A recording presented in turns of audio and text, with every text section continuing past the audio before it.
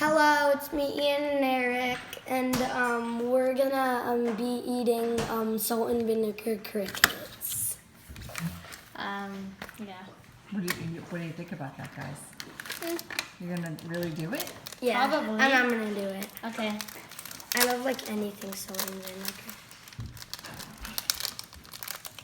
All right, but you both have to do it at the same Yeah, time. and you have to swallow it. Really? So, what are your initial thoughts on this? I think it's gonna taste pretty much like nothing except salt and vinegar and bugs. Cause I mean, All right. it's a bug. Okay, you ready to do it? 2, 1.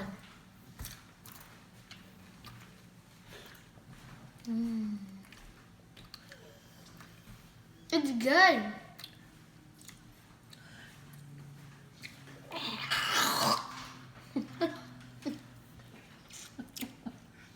It's good.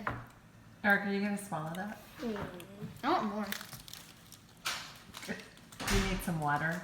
Yes, it's very salt and vinegar. Jeff, can you get Eric some water? There's a lot of salt and vinegar on it. Do you want one? I don't think so. Dad, do you want one? Nope.